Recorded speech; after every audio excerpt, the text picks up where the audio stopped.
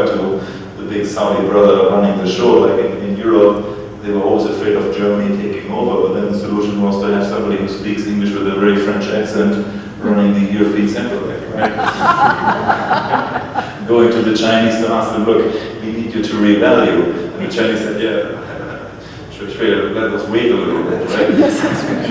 And this is exactly the point. It's very political, but this is why it's a real dilemma. But coming back to your question, the float most probably wouldn't work. So the free float, right? So most probably what they could do is what Singapore is doing, the so-called managed approach, a basket approach, basically, right? And this is again the argument for gold. I mean, the unofficial view from our chief investment officer at HSBC Bank, this is but not public, but this is that gold could easily go to $2,500 per ounce. Yes, but think about this. I mean, this is official house view gold will go up, right? But think about this. We have so much paper money out there, right? All these subprime mortgages that get leveraged up, repackaged, sold to everybody, and some of our poor American friends are now losing their houses because people on Wall Street get $50 million bonuses selling subprime mortgages, securitized paper to gullible investors. But if you really think this through, there's so much paper money out there, but backed by what? Remember on the back of the US dollar it says, in God we trust. Because nothing really backing, right? and this is the argument for gold, right?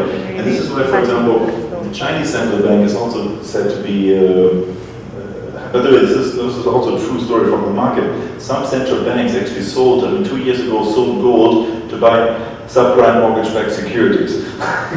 That's central bank money, if you think about this, right? Because our friends from Wall Street, they're very good salespeople. They always make a good salesperson with regards to new financial instruments. But when you really think about the gold angle, right, and this is what, for example, Dubai also, if they, or the GCC countries, right, they're most probably going to do a trade-related basket together with gold. This is what, for example, Singapore is doing. They're just fixing what's fixing tight. Yeah, correct. Tied to the dollar now, let's get something else. That's gamble on something else. Exactly, correct. The same comment was made going back 30 years ago when Australia free floated, that there was no sophistication in the Australian market. There still isn't. We had a free float and the dollar found its level. I mean, we've been meeting in Australia. But what's also interesting, how many of you remember the year 1947? There was when partition in India and Pakistan, right? The British Empire.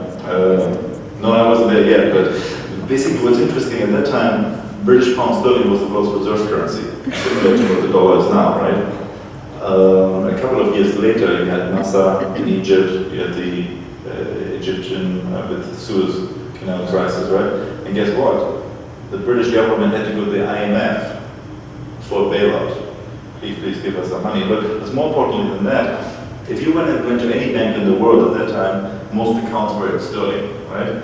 But from 1947 until the next 20 years, sterling actually lost 80% of its value against the then dollar. Because the dollar, Washington became the key global player, right? So the same story most probably going to happen in the next 10, 15 years against Asia.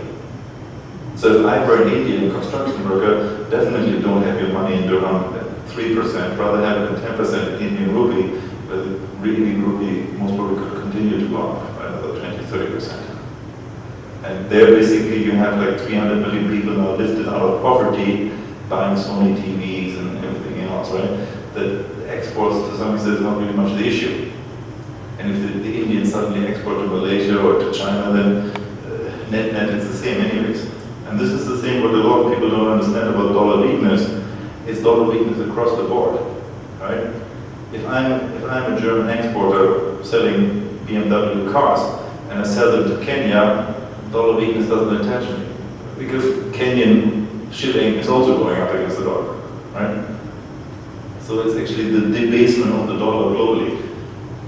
And this is why OPEC's comment today that they're not going to increase oil supplies is exactly what they need to do because they know the dollar will continue to go down. Thank you. I think we wrap it up because the food has arrived and we'll let you guys eat something. I just want to give you a quick update on a few of the things that have been happening with the Academy and with the membership. In the space of this year, it's been a pretty big year for us. You know, we've launched a whole series of new branding, and I think most of you probably received the new member pack. If you haven't, then you can check it out outside. We've introduced some new services for the members, including some job search, executive search, and job reference letters and support through this. Increasingly doing more events. This year we started running some events with the UBS Financial Markets Academy and the IAFM Academy, which some of you have seen, and doing some programs in Switzerland and the like. In the Gulf, we've been working with the Bahrain Institute of Banking and Finance, KIBS, the Kuwait Institute of Banking Studies, Capital Markets Authority. Last week we were there talking to them. Just 2 days ago, Mike Wilkes, who's joined the IAFM team, Mike and I were meeting with Stuart Pearce from QFC, and they're asking for our assistance in the trading market there. So, we're actively involved in the Gulf. Probably, for the same reason you're talking about, that even despite all the inflation and those things, it's still very strong economic growth projected for years to come. And Asia and the Middle East are our markets. We're growing much faster than the US and Europe are. In China, just to give you an indication, next year in China Construction Bank, who's one of our clients, is training 6,000 relationship managers with the Chartered Wealth Manager designation. That's one bank in China, 6,000 RMs, so it's pretty amazing. I asked the head of retail there, how many branches do you have? He said, I don't know. And I said, how can you not know? He said, well, we open 5 every day, so I don't know how many we opened this week.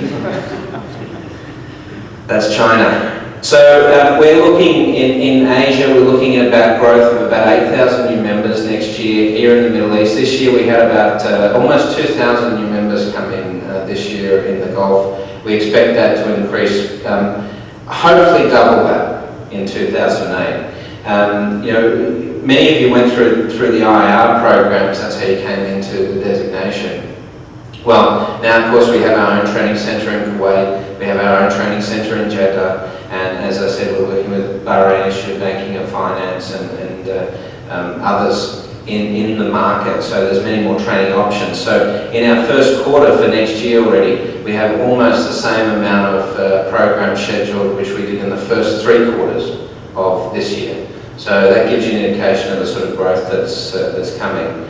We see, for us, really next year is where we hope really to build a whole lot of new member services and come here with some new options available, and including webcasts and some online stuff, and really try to do more of these types of events. Also putting together an annual congress for the IAFM members, which will be in some really interesting cities somewhere in the world each year, and there'll be a big event with 4,000 or 5,000 people coming to it from IAFM members from around the globe. So a lot of things happening. It's a very exciting time for us. We're glad to have you with us, not only here tonight, but as part of the membership and supporting the activities. And if any of you want to get more involved, we'd really encourage that, and love to have you contributing in terms of content on the website and assisting to get involved in the networking events and sort of creating local chapters, and really make that a member-driven thing rather than having to rely on us, because this again is about you guys having that vehicle for yourselves in your own career. And as I always say at the events when we're doing the training and I come and talk about the IAFM, see us as your pit crew. If you need anything in your career,